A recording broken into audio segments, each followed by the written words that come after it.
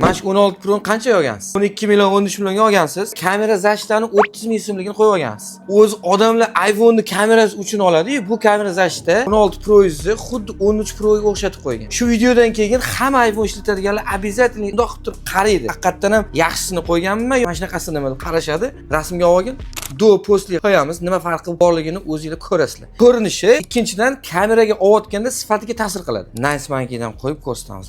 Qimmat duosi nega qimmatligini sizga isbotlab beraman. Qimmat desda lekin kelaverasiz. Nega? Qachon olgansiz? Real bo'ldi. Ustiga oynani ham o'shanda qildirganmiz. 12 oydan beri bitta oynada yuribdilar. Hech narsa qilmagan.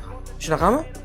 Nice Monkey'dan edi, adashmasam qimmatini qo'ydirgansiz. Magazinimizga kelib qo'ydira olmaydiganlar uchun ichida qo'l quruq salfetkalar chiqadi. Uy sharoitida ham qo'li bilan artib, quruq bilan artib qo'yib olsanglar bo'ladi mana. Faqat живой отзыв qilasiz. Yaxshilab qarang. Farqi bormi? Dug'ini qo'yasan, keyin bunisi postli bo'ladi.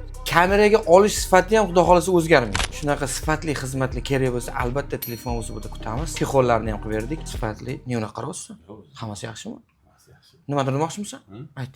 Ana endi rostakasimiga bugundan boshlab 16 Pro ishlatasiz mana endi. 13 Pro ishlatib yurdik shu kungacha. Yoqqan bo'lsa 2 marta urib, like bosib, iPhone olib, chexol, kamera zashti, oynalaridan qizg'anadigan shimot tanishlarga borib qo'yasizlar.